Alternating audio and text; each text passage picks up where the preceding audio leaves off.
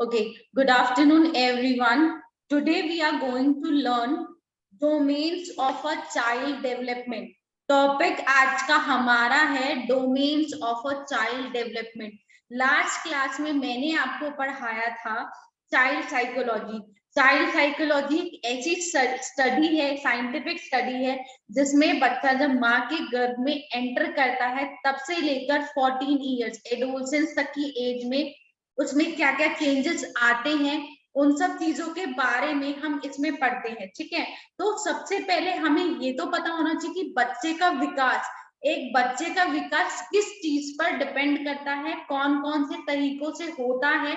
तो आज हम वो सारी चीजें लिखेंगे। जब बच्चा 3 साल का स्कूल में आता है तो उसके अंदर क्या क्या विकास ऑलरेडी हो चुका होता है। ये चीज जब आपको रिटर्न में पता होगी तभी आप अपनी जो स्टडी है, जो भी अपना टीचिंग मेथड है, उसी हिसाब से प्लान करोगे। ठीक है, तो सबसे पहले अपनी अपनी नोटबुक निकालो। मैं आपको बताती जाती हूँ कैसे कैसे आपको बनाना है। मैं एक बार स्क्रीन और शेयर करूंगी अपनी माइक्रोसॉफ्ट वाली। ठीक है, 1 मिनट। ओके, ठीक है। अब हम सबसे पहले पढ़ते हैं कि जो एक बच्चे का विकास होता है वो कैसे होता है। ठीक है, first domains of a child development. Heading इस तरह से आपको लिखनी है। ठीक है, इस तरह से अपनी नोटबुक निकालो और अपनी हेडिंग लिखो।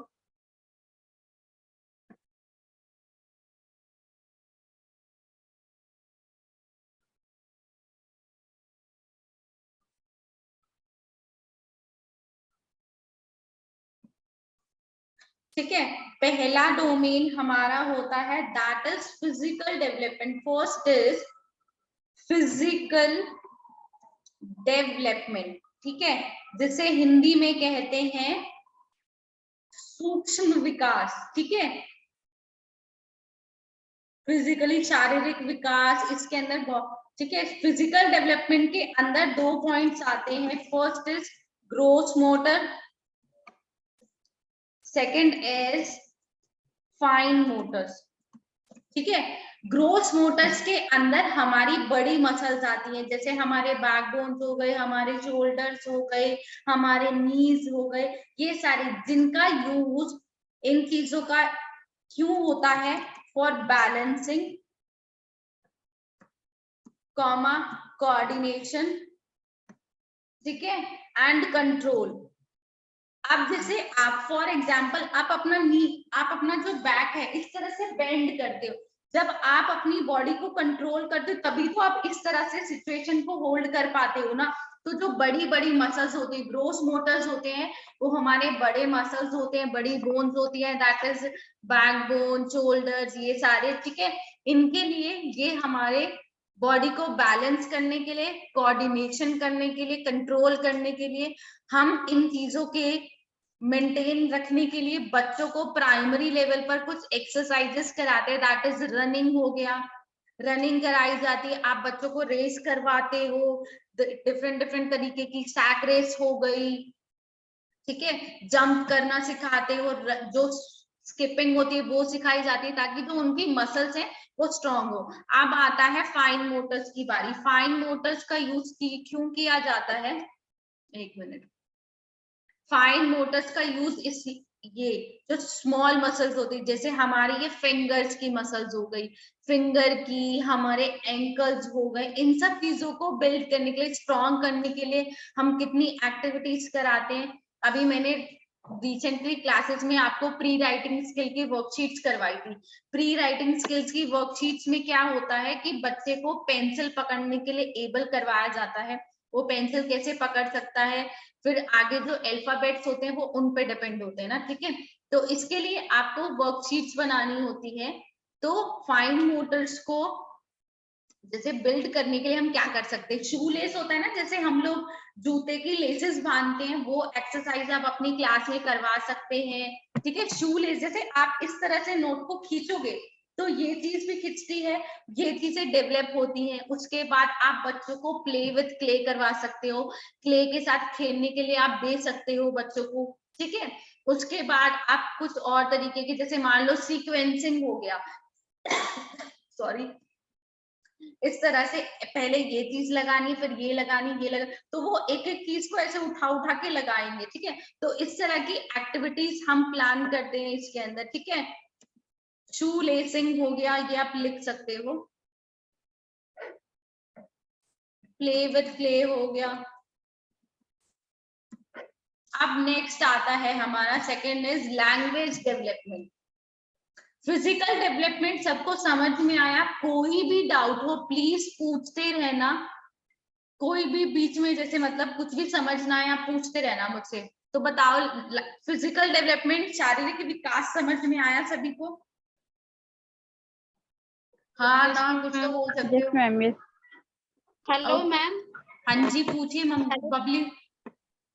हाँ मैम, मुझे मैम एक चीज डाउट है मैम, ये जो आपने बताया ये फिजिकल डेवलपमेंट का, इसमें दो होते हैं, इसके दो वो होते हैं, ऑप्शन होते हैं इसमें, ग्रोस मोटर और फाइन मोटर्स। मैम इसके साथ में एग्जाम्पल भी लिखना होगा मैं, जैसे कि ब्लेसिंग, कोऑर्डिनेशन एंड कंट्रोल।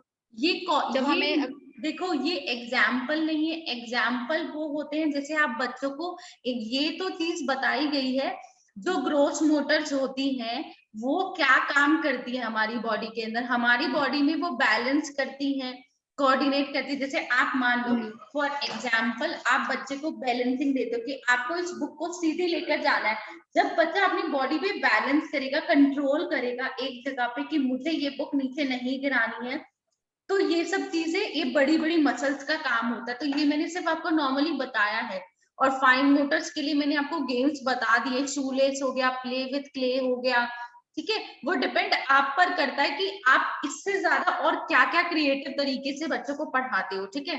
ये मैंने जस्ट एज एग्जाम्पल दिए हैं। ग्रोथ मोटर्स के एग्जाम्पल सबको पता रहते हैं कि बच्चों को रनिंग कराना, भागना, ये सब चीजें कराने से बच्चों की डेवलप हो जाती है, ठीक है।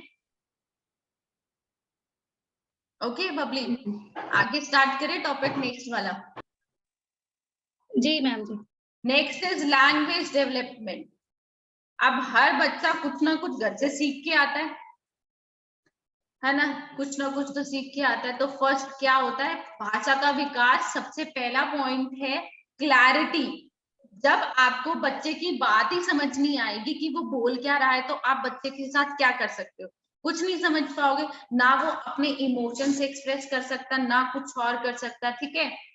आपको दिक्कत आएगी समझने में, ठीक है। तो ये चीज होनी चाहिए। नेक्स्ट इज वोकैबुलरी, उसकी वोकैबुलरी बिल्ड होनी चाहिए। अब मैं अभी आप रिसेंटली में प्रिया मैम के कुछ एग्जाम्पल्स, कुछ वो बना रहे हो ना, फ्लैश कार्ड, ये सब चीजें बना रहे हो। तो अब आप सबने फ्लैश कार्ड में सिर्फ A for apple, B for ball ही बनाया होगा, किसी का दिमाग आगे तो चला नहीं होगा। किस किस ने अल्फाबेट की जो फ्लैश कार्ड्स है वो कुछ डिफरेंट तरीके से बनाए, बताना मुझे।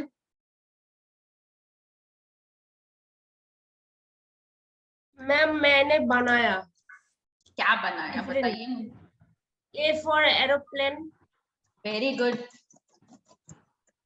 और मैंने मैम डी फॉर डॉल्फिन बनाई है। डी फॉर जैसे डॉल्फिन। ज्यादातर बच्चे, हाँ जैसे ज्यादातर बच्चे डॉग ही याद रखते हैं मैम, डॉग हमारे स्ट्रीट में भी रहता है तो वो नॉर्मली देख लेते हैं, वॉच आउट कर लेते हैं उस चीज को।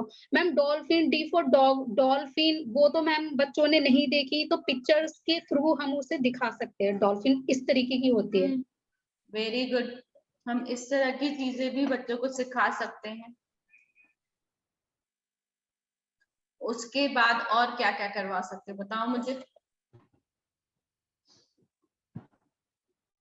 बताइए। चलो कोई बात नहीं, अब मैं आपको बताती हूँ, ठीक है। जब लैंग्वेज डेवलपमेंट होती है, भाषा का विकास होता है, तब सबसे पहले बच्चे के जो आवाज है, जो भी है वो बोलता है, उसमें क्लैरिटी आती है, वोकैबुलरी बिल्ड होती है, उसको नए नए अक्षर सीखने को मिलते हैं, ठीक है। उन चीजों को याद करना सीखता है, ठीक है।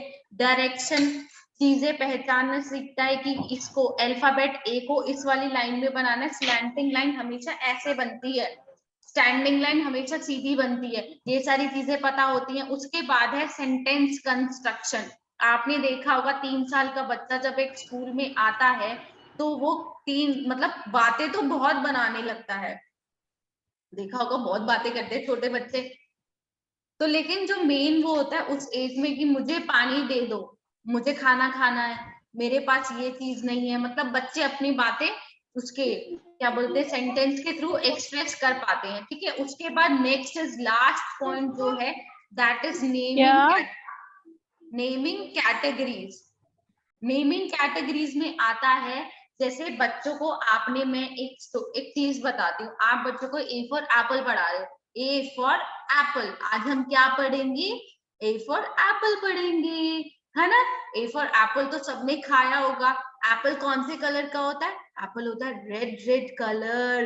रेड कलर की तो मैम के पास ड्रेस भी है ना, मैम के पास तो ड्रेस भी है ना, आप सबके पास है ड्रेसेस। तो एप्पल से आपने बच्चों को रेड कलर बताया। अच्छा, ए फॉर से और क्या क्या चीजें होती है, ए फॉर से होता है एरोप्लेन।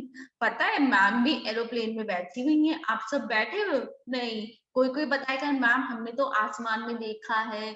एरोप्लेन हो गया, एंट एनिमल हो गई।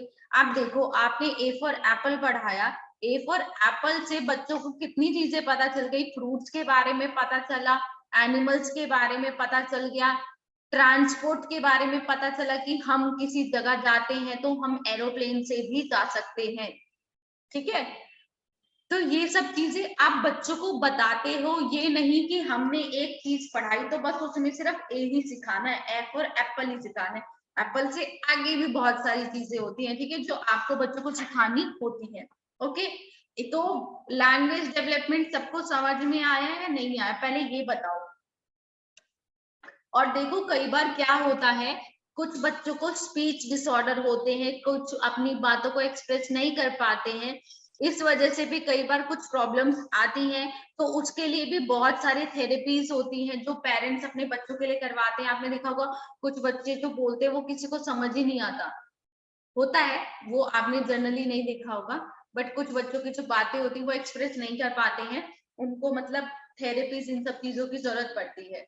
ओके, तो लैंग्वेज डेवलपमेंट समझ में आया सबको। अब नेक्स्ट शुरू करते हैं, that is intellectual development. Intellectual development, इसको हम बोलते हैं कॉग्निटिव डेवलपमेंट भी। ठीक है, क्या बोलते हैं, कॉग्निटिव डेवलपमेंट। ये बेसिकली कॉन्सेप्ट पे डिपेंड होता है। ठीक है, इसमें आप कॉन्सेप्ट सीखते हो। भूमि समझ में आ रहा है, ये चीजें मे भी शायद आपने भी पढ़ी होंगी, ये आपको रिवीजन हो रहा है। कैटेगराइजेशन क्या कराते हैं, सबसे पहले कैटेगराइजेशन कराया जाता है, बच्चों को बताया जाता है ये किस मतलब डिफरेंट डिफरेंट चीजें, बहुत सारी तरीके की चीजें होती है ना बच्चों को कराने के लिए। ये तो है नहीं कि हमने सिर्फ ABCD पढ़ाया और बच्चों को बोल दिया बस आपका इतना ही काम है, बहुत सारी चीजें होती है ना कराने के लिए। सीरिएटिंग में, अच्छा बताओ भूमि, सीरिएटिंग की कोई एक वर्कशीट बताओ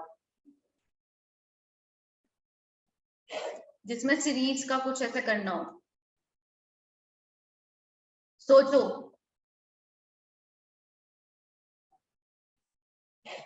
बताओ मुझे। अरे देखो मैं बताती हूँ, छोटा ट्राइंगल, बड़ा ट्राइंगल, उससे बड़ा, उससे बड़ा, इस तरह से बच्चे सीरीज के हिसाब से ट्रेस करना सीखते हैं। ये प्री राइटिंग स्किल की आप वर्कशीट्स बना सकते हो। ठीक है, उसके बाद नेक्स्ट पॉइंट हमारा है सीक्वेंसिंग करना। सीक्वेंसिंग में भी यही हो गया, अलग अलग चीजें अलग अलग करके रखना। ओके, उसके बाद लास्ट है हमारा, उससे सेकेंड लास्ट है प्रॉब्लम सॉल्विंग। आपने देखा होगा बच्चे मैथ्स में कई बार क्या होता है, कुछ चीजें अपने आप सॉल्व करते हैं, खुद दिमाग लगा लगा के चीजें क्रिएट करते हैं कि हाँ इसका आंसर ऐसे हो जाएगा। बच्चे क्रिएटिव होते हैं ना, हमारे से ज्यादा दिमाग बच्चों में होता है कई बार, तो वो हमसे क्वेश्चन पूछने लग जाते हैं ये ऐसे क्यों है, इसका ये जवाब क्यों दिया है मैम आपने, और कुछ क्यों नहीं हो सकता। कभी इतनी क्यूरियोसिटी हमारी एज में हमें नहीं आती, लेकिन बच्चों को बहुत ज्यादा होती है। प्रॉब्लम सॉल्विंग हो गया, क्रिएटिव थिंकिंग, बच्चे बहुत सारी क्रिएटिव चीजें सोचने लगते हैं कि इसके साथ में ऐसे, जैसे आप ड्राइंग बनाने के लिए देते हो, आपने बच्चे को सिर्फ एक बॉय बनाने के लिए दिया, उन्होंने बॉय के साथ में पेड़ बना दिया, चांद सितारे बना दिए, उनके लिए सारी धरती एक पेज पे आ जाती है, पूरी पृथ्वी उन्होंने एक पन्ने पे बना देते जब आप ड्राइंग बनाने के लिए देते हो ना। तो ठीक है, अब अगला पॉइंट है that is social and emotional development. ये भी तो बहुत जरूरी है, इसके बिना क्या बच्चे कर पाएंगे कुछ? बताओ बबली, बताओ। मैं बबली से पूछती हूँ कि बबली क्या जवाब देती है, बताना। बिना इमोशंस के, बिना किसी से समाज से कनेक्ट होने से इंसान अकेला जी सकता है? नहीं मैम, नहीं जी सकता। नहीं जी सकते ना, तो ये बात तो सोशली छोटे बच्चे को भी बतानी पड़ेगी ना। यस मैम, बताना पड़ेगा छोटे बच्चों को। वो भी मैम विद एक्शन के साथ में बात करते हैं मैम, सभी एक्शन के बात साथ में बात करते हैं, तो मैम सारी चीजें बतानी पड़ती है, वो भी सोशल से अलग नहीं है इस वजह से। Very good. और कोई अपना कुछ ऐड करना चाहता है तो मुझे बता बेबीज जब बेबीज मतलब कि अपने फ्रेंड्स के साथ मिलते हैं या रिलेटिव्स में या अपने ग्रैंड पेरेंट्स के साथ, तो दे शुड नो कि उन्हें हाय हेलो नमस्ते ये सब करना है, ये सब सिखाना पड़ता है, बिकॉज सो दैट वो इंटरेक्ट करें और सोशलाइज हो, उन्हें पता हो कि गुड मॉर्निंग बोलना है मैम को। It's all comes in socialisation I believe.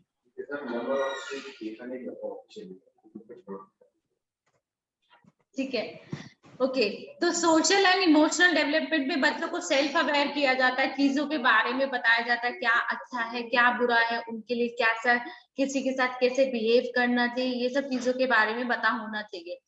और दूसरा है thinking from other point of view. For example, किसी को चोट लग जाती है तो कई बार क्या होता है, मान लो कोई बच्चा सीढ़ी से गिरा तो दूसरे बच्चे हंसने लग जाते हैं। आपने नोटिस किया होगा कि अरे मम्मी ये तो नीचे गिर गया, मैम ये तो नीचे गिर गया, इसको तो चलना भी नहीं आता, बल्कि उसकी चीजों का मजाक उड़ाया जाता है। आपने ये चीज तो देखी होगी ना, बच्चे खुद कई बार अपने खुद के भाई बहनों के साथ मजाक उड़ा लेते हैं कि मम्मी इसको चलना नहीं आता, ये देखो कैसे गिर जाती है, ये खाना कैसे खाती है, इसको खाना भी नहीं आता।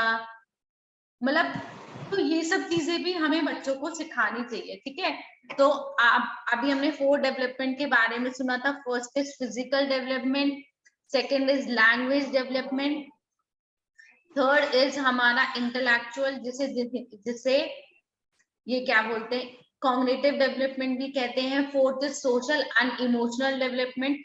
अब आते हैं fifth is pre writing skill, pre academic में इसमें आती हैं बहुत सारी चीजें।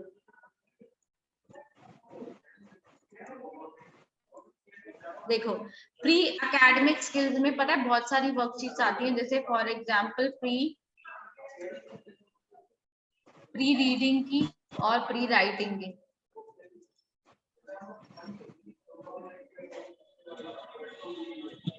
एंड प्री मैथ्स की।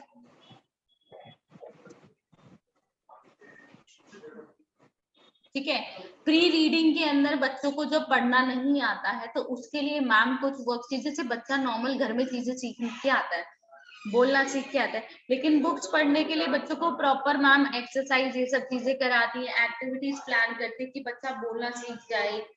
ठीक है, तो ये सब चीजें भी बच्चों के विकास में बहुत ज्यादा इम्पोर्टेंट रोल प्ले करती है।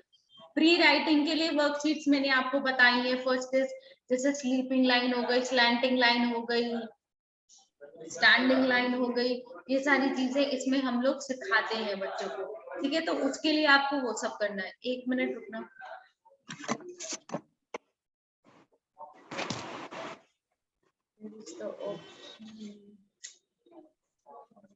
ठीक है, तो इस तरह से आप बच्चों को सिखा सकते हो। उसके बाद है प्री मैथ्स। प्री मैथ्स के अंदर बहुत सारे कॉन्सेप्ट्स आते हैं, जैसे कि बच्चों को mathematical concept, heavy light, short small, ये सब चीजों के बारे में बच्चों को बताना। ठीक है, एक मिनट।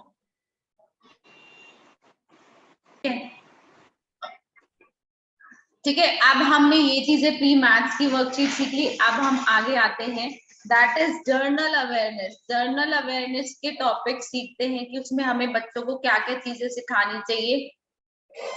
इसमें सबसे पहला टॉपिक क्या आता है, सेल्फ, अपने बारे में पता होना चाहिए। माय नेम इज दिस, मैं यहाँ रहता हूँ, मेरे पापा का नाम ये है, मेरी मम्मी का नाम ये है, मेरा कॉन्टैक्ट नंबर ये है। ये चीजें बच्चों को पता होनी चाहिए। आपको भी पता होगा, जब हम छोटे से थे हमें इतनी चीजें नहीं बताते थे कि भाई आपको फोन नंबर भी याद रखना है, लेकिन आजकल बच्चों को सब चीजें पता होती हैं। तो ये चीजें बच्चों को पता होना चाहिए। फैमिली के बारे में पता होना चाहिए कि आपकी फैमिली में कौन कौन रहता है। ठीक है, बच्चों को पता होता है मेरी दादी ये हमारे साथ रहती है, मेरे दादा रहते हैं, ये सब चीजें बच्चों को पता होना चाहिए। कौन क्या काम करता है ये चीज भी बच्चों को पता होनी चाहिए। ठीक है, उसके बाद है नेबरहुड एंड स्कूल। नेबरहुड के अंदर आते हैं हमारे आस पड़ोस के लोग। ये मत समझना सामने वाली आंटी के बारे में बताना है या पड़ोस वाली आंटी, नहीं।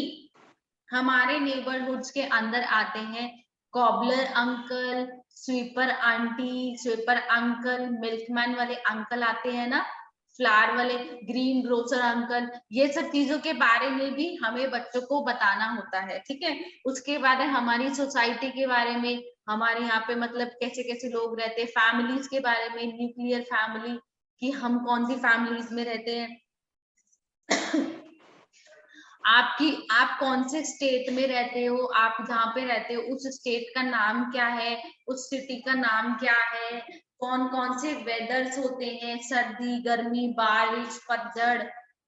मोस्टली इस लेवल पे दो ही बताते हैं, गर्मी और सर्दी, क्योंकि बच्चों को बारिश तो अब तो बारिश हर मौसम में दिखती है, चाहे सर्दी हो चाहे गर्मी हो। ठीक है, उसके बाद फेस्टिवल्स के बारे में बताना कि हमारे ये फेस्टिवल्स होते हैं। ठीक है, इस मीटिंग को दोबारा से ज्वाइन करो, देन आफ्टर में स्टार्ट कर कंटिन्यू करती हूँ। ठीक है,